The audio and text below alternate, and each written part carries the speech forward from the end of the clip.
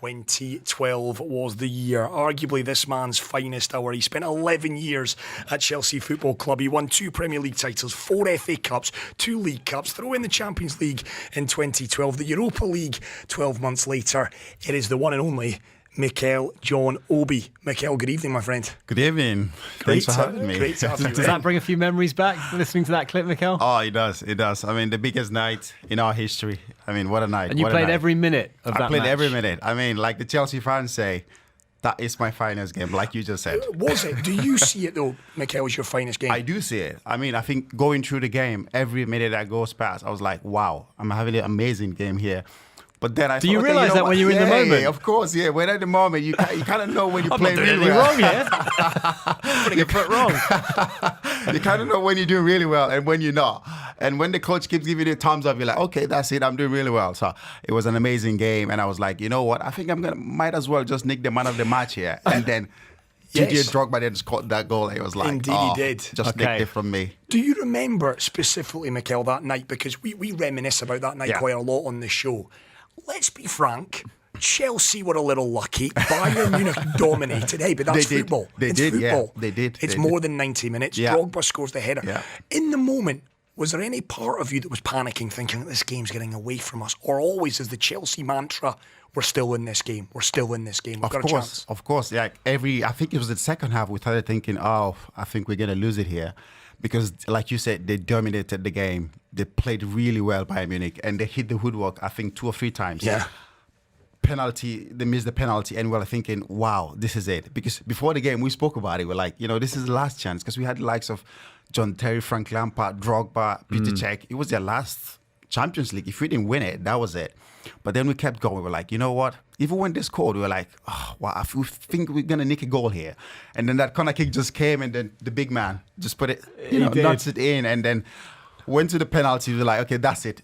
We are definitely winning this game. You felt and that. Also, when you got through against Barcelona in the semi-finals, I watched that game from start to finish. One of the most extraordinary games to watch. Yeah. From a neutral perspective, Barcelona were basically, they pitched a tent inside the Chelsea penalty area for the entire match. Thanks to John Terry. It was a 2-2 draw. Yes. You managed to shut them out. Exactly. I mean, not entirely. It was 2-2, but 10 men. And to get the result against them over in the Nou Camp. I know. Was there then, therefore, it was fate. It was Chelsea's time. And there was a belief there in the team. Yeah, I think that night, once we went past Barcelona, we were like, guys, we think we can do this now.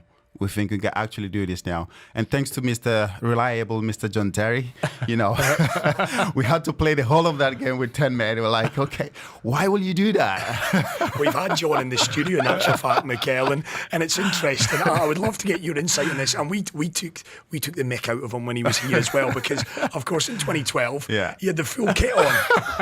He lifts the Champions League trophy. He's not part of it because he's suspended. Did you guys have a laugh and a giggle with him? We did. We were like, what are you doing on the pitch? What are you doing? He had the full gear, shin pants, everything on. If you had been in his shoes and you were suspended for the final, would you have donned the full kit as well? Honest answer? I think I would have just done the shirt, not the shorts. And the shin pads. That was really hilarious. We're like, what are you doing? Why are you wearing the full set? It's like, guys, you know me. I wouldn't miss it. I wouldn't miss it for anything. I was with you guys the whole 90 minutes, 120 minutes. I was kicking every ball. I was jumping. I was screaming. Yeah, we can understand. Is that what made him such a great player? Because he's even post-football, you can see he's just all in on everything that he does. All in. I mean, what an amazing guy. I was so lucky to have spent so many years with him. When you talk about a leader, when you talk about a captain for a football team, you don't have to look any far. This guy will fight for you. He will die for you. He will support you. Once you see him in front of you before a game, okay, we're going to war. That's what he meant to us then. Once we had JT in front of us, it was a war. And that's why we were so successful. If you have a bad game, you go into the dressing room in the second half, he pulls you by the neck and wakes you up. What are you doing? Get your act together. And that's the things thing. like that. I look at the football now, Mikel, and there's a lot of kind of accusations that a lot of football teams are a bit soft. I looked at that Chelsea team. Petr Cech, John Terry, Carvalho, Essien, Drogba, Ballack. Oh, that's the one. Proper winners. Guys, that if your standards are dropping on a Monday, Tuesday, Wednesday, Thursday, Friday in training, you're going to know about it. You're going to get it. You're going to get it, definitely, especially in training as well. You will get it. I mean, I never knew how training meant to these guys until I joined Chelsea. The way they play in games is the way they train. There's tackles flying in. There's fights in training ground. There's people like proper boxing in training ground because everybody wants to be on the starting 11 come the weekend. And there is no place for you to like be like, okay, I don't want to train today. I don't want to. The only player I saw that did that and got away with it was Eden Hazard. You've said that. And John Terry said the He same. just never really trained. Oh, he never trained. The worst. The most laziest football I've ever seen in my life. But then he would produce it. But then come the weekend, he produces it. He wins the man of the match. And then he comes in with the trophies like, come on, guys, you see? Are you surprised that it didn't pan out for him in the way that everyone expected at Real Madrid? I actually think when you look at him now, he's lost a little weight. Yeah. But when he was at Chelsea, the night before game, after dinner, he sits there for like 20 minutes after. He's eating rice pudding and he likes his food. he likes his food. But then he goes to bed, wakes up in the morning, and on then he comes 3 p.m., he's there. Produces. So the managers just had to overlook the fact he didn't train. We just let him do whatever he wants. In training, he stands there. The training starts. He stands in one place, in one position. He's like, "Can you pass me the ball?" We're like, "No, we're not passing you the ball because we've been running the whole 20, 30." It's like, "Okay, fine, don't pass me the ball. All right, I'm here." And then he goes in after training and just mocks about. Comes the weekend and just produces the goods. And the opposite of that, Mikel, and I'm not putting words in your mouth here. We've had Harry Redknapp in that seat, and Harry, of course, the uncle of Frank Lampard. Yeah. He talks about that man's training and work ethic. He said he's seen nothing like it. He remembers the days of Frank being a young boy at West Ham. He'd look out the window at the training ground at Upton Park and he'd see that guy working his absolute tail off to be the best. In terms of training, his Lamp's right up there. Oh, for me, the best ever I've seen. Training. Best ever. Training. This guy will finish training. He's out there shooting and shooting and shooting. And when you look at it, it's not like he's doing something different every day. He's shooting same way, same technique he wants to shoot in a game. And he runs. He does short runs. He just trains. He's a machine. He's a machine. And he did that I was with him for 12 years. He did that consistently. Every season he's raising the bar. Every season he's raising the bar. But I mean, knowing Frank, he loves to enjoy his life.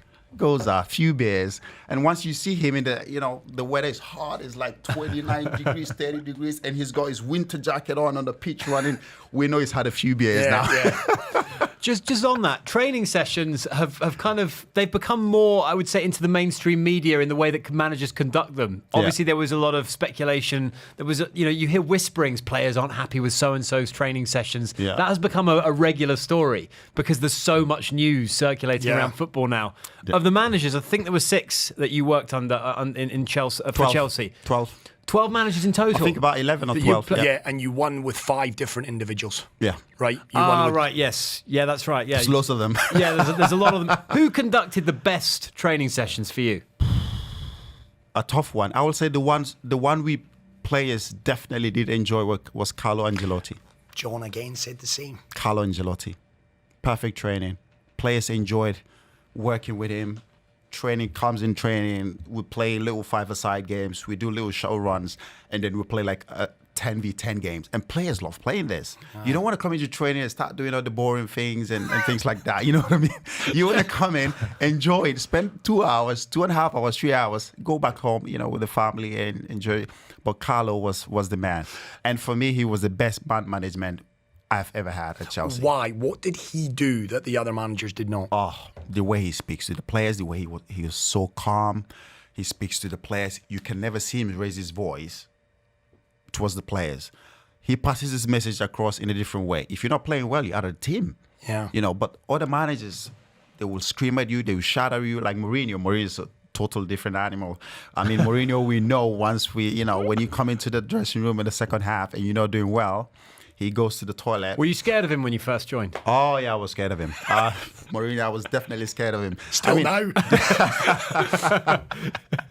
I mean, this guy is the things he did to players, but it's just a way of him passing this message across, trying to get the best out of the players. I remember what he did to Mo Salah, and the guy was crying in the dressing room in the second half. What happened? Crying. What happened? I think he was having a Bad game. Yeah, bad game. And then obviously Mourinho came in and ripped into him, massively ripped into him. I hate to keep changing the subject, but when Mo Salah was at Chelsea, did you have any idea how great he'd gone to become? No. I mean, he's in tears, for goodness sake. yeah, he was in Professional tears. football. Yeah, professional. And then what happened? He didn't let him back into the pitch in the second half. He took him off. Mo Salah. So it would have been easy to do that and just get him off and say, "Oh, you're not playing well. Okay, off you go. Sit down. You're not going back onto the pitch." But he ripped into him and then got him off. And Mo was in the changing room in tears. Yeah. And now look at him. Look at him now. Look at him. Because the other one, and again, a lot of people forget this, Kevin De Bruyne Oh, exactly. was Same in one. the Chelsea squad. When I watch Kevin De Bruyne play now, it's like magic. Magic. Absolutely magic. Could you see it though? With Kevin, He was a winger at Chelsea, wasn't he? Yeah, he was a winger. Yeah, he was a winger. Because Kevin was always a stroppy guy. You know, he was always on his own. He was always moody. He was always grumpy. You could never get anything out of him. But now when I watch him play, what a joy. What a joy to watch. So what a joy. is it fair to say what happened to them at Chelsea was the making of them in many I think ways? so. When I look back, when I look at it, you can also saw the same with Lukaku as well. You know, he went to Inter Milan, but he came back. Now it didn't work out. But when I look at the likes of Kevin De Bruyne and Mo Salah, what they've become now, best players in the world. It's amazing. It's amazing to see. They've become physically stronger. They've become faster. I don't know what happened to them. I really don't know. But I wish Chelsea let me go. Not wrong. Carlo Ancelotti, for you, of all the Chelsea managers you played under, was the man. And we were just saying off air, no surprise to see that he's had success and longevity wherever he's gone. And the players are always upset to see him go, which is not something you can say for every manager, is it? Exactly, yeah. I mean, for me, like you said, perfect guy, perfect manager, perfect man management, knows how to talk to the players, knows how to galvanize the team and make the team believe that they could win. I think that's something that Carlo knows how to do really well. I think when he left Chelsea as well, we were all very, very sad. I remember that night. I remember JT, shedding a few tears and things like that, and Lampard as well, because he is such a great guy, and we all loved him, really. Which manager, and you can be honest with this because they're not listening, Yeah. Mikel, which manager did you struggle with at Chelsea? Who did you just think, you know what, me and him, we're just not clicking? Conte. Antonio Conte. As soon as he came, I knew that was it. That was the end. But that was the last stage of my career. That was when I left. I think he just came in, and the problem was he wanted me. I wanted to go to the under-23 Olympics game for my country, Nigeria, and he was like, "You know what? You're not going anywhere." So you better, he was like, "You better choose." So it was between me and Victor Moses. So both of us were invited to the national team, and then he said, "You guys are not going because if you guys go, you're not going to be in the team." I was like, "Okay, really? Okay, fine." And then Victor Moses said, "Okay, he's not going to go, blah, blah, blah." And then he stayed back. And I was like, you know what? I went to him and I spoke to him gently. I was like, "Listen, this is a national team. I've not played in the Olympics before. And this is my last chance of playing the Olympics." He's like, "No, you can't go, blah, blah, blah." And I was like, you know what? I'm off. I'm See off. ya. You know what I mean? I need to go. I need to go. Did you already sense at that point that your time at Chelsea was running to an end? Yeah, I already sensed then because he brought in N'Golo Kante, and that was when I was like, you know what? I have no chance here. N'Golo, how good did you see how Chelsea good he was? have had a lot of great players in your position, haven't they? Including yourself, obviously. Yeah, they But it's have. been a great position for Chelsea, that defensive midfielder role. Yeah, it has. It's always been a great and important position for Chelsea. And when you look now as well for the team, the way the team plays, we always have somebody there. I think Jorginho is doing a great job there. But for me, I always prefer N'Golo Kante playing that position. Oh, yeah. What a guy. What a guy. And with the churn of managers, this is another thing we asked John Terry. With the churn of managers, Chelsea were able to be successful. As we've just said, you won everything there is to win with multiple different managers. And no other club that I can think of, maybe Real Madrid during some certain phases of there, but they've always operated in a certain kind of style where the club is always the biggest entity. Mm-hmm. Whereas Chelsea, when Mourinho came in, he had this personality where he was almost bigger than the club when he first arrived. He had this very big personality, and Chelsea continued to be successful throughout that period of all that different managerial churn.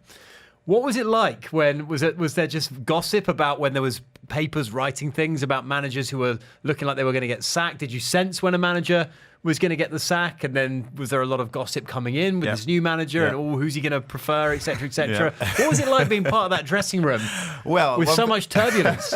Well, one thing was we always had a meeting with Roman. Obviously, once the team is not doing well, he comes in and then he has a chat with us, and then he sits down and everybody sits and they start. He has this guy, his friend, who sits with him. He's the interpreter. And then he starts screaming at Russian. He starts shouting and screaming in Russian. And then the guy interprets in English. And then he starts screaming and then goes off. It's like, okay, you know what? You guys go back now and play football and start winning. And if we're not doing that, the next time he comes in, he flies in with his helicopter and comes to the training ground. And that's it. We know the manager's gone. Okay, so it's a two strikes and you're out. 2 strikes, yeah. So once he flies in with his helicopter, you knew the manager is gone. Right. Yeah. That was the death knell for every manager, the sight of the helicopter. There's the helicopter. The manager's gone. Roberto Di Matteo's the interesting one for me, Mikel, because if people forget this, and we were talking about it today, not only did you win the Champions League in 20, you won the FA Cup. He did the double. He did the double, as a caretaker boss. Yeah. What does that say about the strength of character of the players? Because John also talked about that. There was a real unity. You guys, I said it earlier, proper men, right? You guys kind of ruled the roost yourselves. Proper men, that's what you call it. Right? Yeah. And when you look now at the football teams, the clubs, the players, when you look at Chelsea, listen, they're doing well. But it's just what you said now, proper men, that's what we had then. You had the likes of Michael Ballack, you had the likes of Shevchenko, DJ Drogba, Carvalho, John Terry, Frank Lampard, Cech. Ashley Cole, Cech. The ego that was in that dressing room is off the roof. Yeah. Off the roof. And every day there is an ego struggle. Who is the man? I mean, we just sit and just watch them go off and do their thing. So were there fights on the training ground every day? Oh, every day. I'm telling you, every single day there was an issue. There was always an issue between one player or the other. Brilliant. Yeah. It's great insight, that. But that's what made us winners, though. That's what made us winners. That's why we won. We were winning. We were so successful. But they didn't fester, clearly, because they were always resolved, I assume. Exactly. There was always resolved, though. But it carried on. It lingered on. Yeah, exactly. Exactly. It lingers on and it stays for a while. But that's what made us winners. And at the end of the day, JT is the guy who comes in, steps in, and sort things out. You can't like every member of your team. But once you step past that white line, you have to go and play together and win for the team. And that's why we were very, very successful. One fella we've not mentioned, and I loved this guy, when he played alongside yourself, I'm hoping you know where I'm going with this, I remember seeing him score an incredible goal against Arsenal at the Bridge. Mikel Essien. Oh. How good was he? He never gets the mention. He never gets the credit he deserves. Like, we've been talking Scored a great goal against Barca, didn't he? Yeah. I mean, we've been talking for the past, minute? Half an hour. We haven't mentioned him. What a player he was. He is a guy that we call him the training ground. He is a powerful machine, this guy. I mean, the way he trains as well. Every day he's there working. And what a human being. Apart from playing football, what a gentleman he is. And like we say, he is the train. He is the bison, and that's what we call him. The bison. Yeah. Right, that's what he was. Right then, public service announcement. I've got a massive apology to make because I thought I was being smart. I did my due diligence today. You confused me earlier. And I did say to Robbie earlier, I don't think John Obi Mikel, it goes by John anymore. And I've been had, so I have, by Google. So I'm going to have words with Google. I've been calling him Mikel all night. It's John. You just go by simple John. So my apologies for that. He's too polite to correct you on air, Chris. Indeed he is. It is John Obi Mikel, a legend, of course, a man that needs no introduction. 11 years at Chelsea Football Club. Went on to spend time in China, in Turkey, back in England as well with Middlesbrough. Loved your time in Middlesbrough, didn't you, John? It was, yeah. I love the weather as well, didn't I? I want to get back to all things, if I can, kind of Chelsea and memories, because I look through what you won in your career. You won everything. African Cup of Nations, for goodness sake, in 2013. I worked out the managers that you've won things with. Jose Mourinho, first time around, FA Cup, League Cup. Goose Hiddink, FA Cup in 2009. Carlo Ancelotti, the League Cup double in 2010. Roberto Di Matteo, FA Cup and Champions League double in 2012. Rafa Benitez, Europa League in 2013. And then, of course, Jose came back and you win the Premier League and the League Cup. Rafa Benitez, It's fair to say, John, that JT had an awful lot to say about Rafa. He was not his biggest fan. He's an interesting character, isn't he? It's fair to say, John, isn't he? Were you a fan? Yeah. No. No. Was Not anyone? a big fan. I mean, literally. Not a big fan. Honestly, one of the most disliked managers Yeah. by Oh, yeah. players. Must be. I mean, His man management skills not great. man management skill is awful, awful, really. I mean, this guy you can never get anything out of him. He never talks to you. He never communicates. He never tells you why you're not playing. He never, like the likes of JT.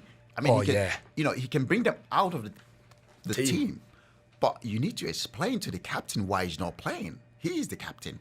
But then Rafa just goes off and just blanks everybody and just walks as if nothing happened.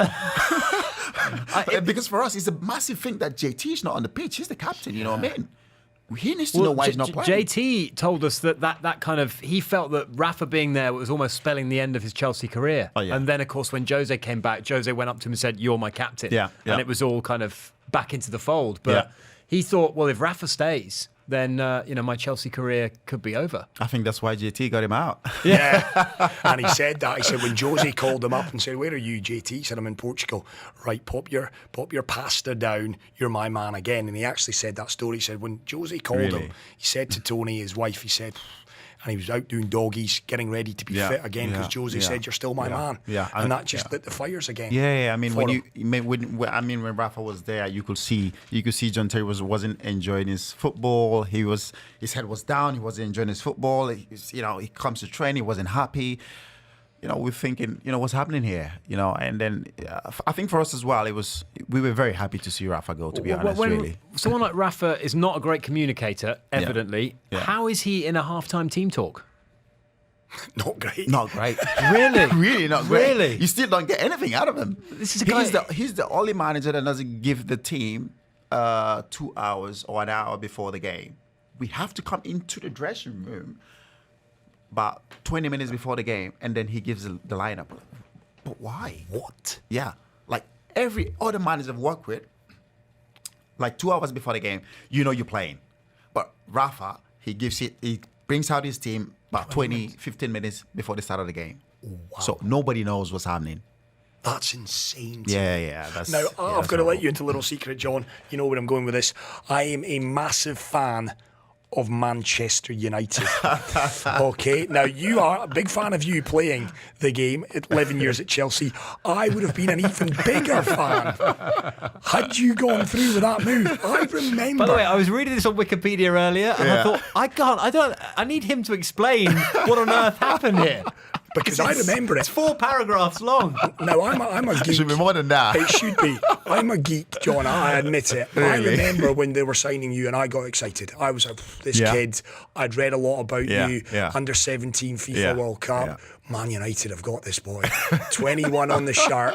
I'm excited. No, he wants to go to Chelsea. No! Why does he want to go to Chelsea? What on earth happened? Oh, wow. Where to start? What a long story.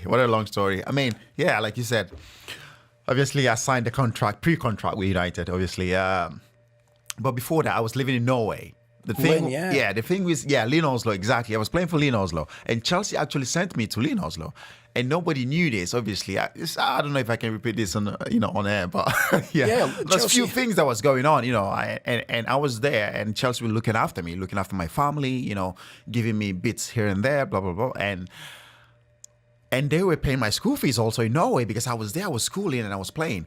And then, obviously, I had my trials before I went to Chelsea with Manchester United, and Ferguson loved me. And all the players, they loved me. Roy Keane was my biggest fan. He was like, Gaffer, you need to sign this kid. Keane was saying that? You need to sign this kid.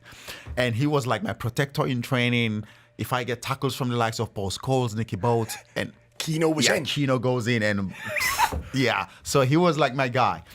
And then obviously they heard that I've gone to Chelsea, and Chelsea took me to Norway. And then Fergie was like, "Oh wow, is that what happened?" And then he flew to Norway, and then he came with a contract and said, "Here you go, sign this pre-contract. You have to sign it." What is he just going to give you? Is it more money? Do you want more money? I'm going to give you more money. Just sign this contract. Sir Alex Ferguson. Yeah. You were how old at this point, John? I was like 17. You got Fergie. Fergie, yeah. Looking Flew from Manchester to Norway. So, of course, this you was would what, never this say is no. 06? Exactly. That's why I couldn't say no. Okay, no problem. No problem. So obviously I signed the contract, and then the whole thing went Yeah. viral. Went on TV, and then Chelsea were like, "Wow, what's that? What's going on here?" We took this kid to Norway, and we're paying a little bit here and there Yeah. for him. And what's happened? Because they were waiting for me to turn 18 to sign for Chelsea, because obviously you can't sign Until you become 18 Yeah. when you're from Africa. And that was what happened. And then once I got to 17, I signed a pre-contract with United. And then, I became 18, and then the whole thing started. Chelsea came, kidnapped me from Norway, and then, the whole long story. Yeah, for like... no regrets, though. Yeah, no regret at all. But that is one of the most outrageous signing stories It is. of any It's player amazing. ever. I think two players have said no to Fergie. I think it's Paul me. Gascoigne. Is it Paul Gascoigne as Paul well? Gascoigne said no to him. Yeah. And Shearer. And Alan Shearer. Alan Shearer, Three yeah. of you. That's- yeah. And you. And I do wonder this, and be honest here, did Fergie blank you for years, John? Oh, he did. Did he? he? did. First time we played against him, is it the charity? No, I think it was the FA Cup or something. We FA won. Cup, you won the first we New won. Wembley, 2007. Yeah. So we won the tunnel. He walked out, and I was walking out of the tunnel. So I stumbled. I saw him, and I got so scared. So I stumbled up the stairs. I almost fell down. I was like, okay, you. So he never spoke to me since then. Every time he saw me, he never said a word. blanked you. He blanked me. What about Blank Roy me. Keane? Did any of the United players say, "Oh, John, it's a shame you didn't"? Not really. I think Rio kind of did. Rio kind of like reached out. Like, why? But yeah. No regret. I mean, you No love regret. Chelsea. No, You're a Chelsea no regret. legend. I mean, I wouldn't say one bit that I regret signing for Chelsea at all. I mean, I had an amazing time, won lots of trophies, made amazing friends, and yeah. Because Perfect. when I think back to it, you signed for Chelsea in 06, Yeah. right? Man United in Africa in 06, the biggest team, bar none. Yeah. Chelsea back then, they were still in their early cycle. They're huge now. We know that with the swathe of African players that they've signed over the last 15 years. Chelsea are a massive club. But I look back at then, that was a brave decision from you in a lot of ways. Yeah. And I know Chelsea were supporting you heading up to Norway. But to turn down Man United Exactly. as a young boy from Nigeria, where that club is huge. Huge, yeah. Huge. Yeah. I mean, that tells you a lot yeah, about exactly. your I mean, character. even when you look at that time, it was Manchester United and Arsenal. Yes. Because Kanu was still playing for Arsenal. So because of Kanu, I don't know if he was still playing then, or he played for Arsenal. Yeah. would have just on to Portsmouth yeah, after, not exactly. So right a then. lot of the Nigerian fans were supporting either Manchester United or Arsenal. Chelsea, like you said, were in that mix, and then, like they all say today, because I signed for Chelsea, Yeah. that's why we have a massive Chelsea fan base right now in Nigeria. And that shift, obviously, with the likes of Michael Essien, me, Didier Drogba, Solomon Kalou, Chelsea Koulibaly it's now, Koulibaly, exactly. Mendy. It's huge. I mean, the club is huge in Africa. It's unbelievable. Do you remember your first start for Chelsea? I got a red card. I got Yes. sent off. You did. I think it was Reading, wasn't it? I think it was at Reading, yeah. I got sent off. I think it was after 20 minutes or 30 minutes.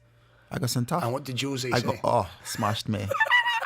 Absolutely destroyed me. This Were you beat me. feeling under pressure at that point? Yeah, I did. I didn't play for... He didn't put me on the pitch for the next 2-3 months. He didn't trust you. No, he didn't trust me. No, he didn't put me That on can't the have pitch been easy for you because you're trying to settle in a new club. Exactly. That's Jose. That's how it works. And he was like, "That's it. You're not playing anymore." I was out. Okay, forgive me if I'm wrong here, John. I do think I am a bit of a nerd. I seem to recall when you were breaking, when you were a young boy, you actually played further up the pitch, didn't you? You played almost as a 10. Yeah, Because yeah. you were rangy, Yeah, you were yeah. Yaya Toure-esque, you Exactly, could yeah, strike something like that, past. yeah. And then you moved to Chelsea. You slowly shifted back. Was there a bit of a running battle there, or was Jose the boss? So It was therefore- Jose. It was really Jose the boss. He's like, you know what? I know you play like a number 10 in the national team, and in Lino's Law, you're very good on the ball. You don't give the ball away. You're very strong physically. You're very strong, but I don't see you playing up the pitch. I think you can take over from Claude Makelele, because also Claude Makelele was also leaving then. It was his last season, and I was just coming in. I was a young boy. It's like, stay here, sit down, and watch this man play. I want you to be the next Makelele. So he's going to leave. I want you to step in and take his vice position. And he's a It was legend of the club. Oh, at what a that time. player. What a player. He's at the club now, Lowe's manager with Carlo Cudicini. Yeah. Can I ask, the Africa Cup of Nations in 2013, was that comparable? Did it supersede the Champions League win to do it with your country? I put them both right up there. Yeah. Like I always say, I always put them both right up there. And it's a massive, massive thing to win with your national team. It's a massive, and it's very, very difficult. I don't think the likes of Drogba, I don't think he did. No, I don't think he didn't. He didn't. George Weah didn't as well. There's lots of African players who didn't win anything with the national team. It's so difficult. And coming also from where we are, and you know the football there, with the politics and everything, it can be very, very difficult. And to be able to do it in 2013 was, for me, like I always say, I always put them both there together with the Champions League. People might not be aware of this. You won the Europa League in 2013. You won the Africa Cup of Nations. You finished second in the African Footballer of the Year behind Yaya Toure. I got robbed, mate. I was going to say I got robbed. You did, right? I did. Really, I really did get robbed. Because before I went there, I was told that I won it. Before I went, I was told that I won. You were flown there. I was flying. Yeah, but the thing again, I was flying. I was on the airport, and they thought he won't come if we tell him that we came second. But something else had happened there. I was on the airport flying to Nigeria because the ceremony was in Nigeria, and Man City was playing. Guess what happened? Yaya scored banged in 2 goals. Was it hat-trick or 2? I think it was 2. And that's it. That swung it. One game. A whole season of blood, sweat, and tears for John Obi Mikel. I've won the Nations Cup. I've won the Champions League the year before that, and I won the Europa League. There is no way I wouldn't have won it. I knew I've won it. Was that the first season City won the league? 2011. No, they won it. 2012 was when Aguero scored. The Aguero. 2012. Right, yeah. So 2013, Yaya was a big player. But to win, United won it 2013. Again, remember, if you win your continental tournament, in the case of Africa Cup of Nations, that should guarantee you that. It gives you that. It doesn't matter how many goals he scored. No, because you won it. I won that, and I won the Europa League, and the year before that, I won the Champions League. Man of the match in the final. Exactly, man of the match, and I was in my prime playing lots of games at that period as well. So you couldn't say I wasn't playing. Yeah, that's a joke. And you could have seen the ceremony. Before it was announced, everybody left the stage. People left. Because they were up in arms. Of course. They knew. What about coaching? Does that interest you at all? You know when you finish playing. When you finish playing, every player thinks when you finish playing, we can all be a top manager. It doesn't work out that way, really. Because we all look at the likes of Pep Guardiola, Klopp, and now Mikel Arteta is doing really well. Graham Potter. Got to say that, John. Still selling him. But I think, there was always that assumption that if you had a certain profile as a player, it would be automatic to go into management. But it's a totally different skill set. Yeah. I mean, okay. The manager, if you can read the game and played the game at the highest level, that's going to help a lot. Yeah. But when you're talking about, as you mentioned, man management, communication, organisation, learning how to let people down gently, learning how to the right things to say. Yeah. As a footballer, you don't get any training in that. No, you don't. So it is a complete. You're right. Like, exactly. The ones that actually make it are a tiny percentage, presumably. Yeah. I mean, when you look at Pep Guardiola, I think even when he was playing, you could tell that this guy. Because I watched a few clips of him when he was still playing for Barcelona. You could tell when he was playing, he was trying to organize. General. Yeah, exactly. He was the general trying to organize. I didn't know if Klopp played football, but you could tell that Pep knew exactly what to do. And he wanted to be a manager after playing. So, I mean, it is difficult. I thought between John Terry and Frank Lampard, JT was going to be the next manager. Yeah. But I mean, because Frank was such a quiet guy. He comes to the dressing room, he sits on his own, he doesn't really speak to anyone. JT, he likes golf too much, is what it is, John. Listen, John, we're out of time this evening, and we could spend another 5 hours talking all things the beautiful game. The door is always open for you. You've moved to Dubai. I know you've got 2 young girls, but if you ever need to get away from them, pop in and join us. It's been great to have you in. Thank you so Rift much. Trust is the brand that, of course, you're now representing. Rift Trust, yeah. We'll get, of course, check out John's social media, his Instagram, for more information on his brand ambassadorial role for Rift Trust. Dubai Eye 103.8. Join the conversation.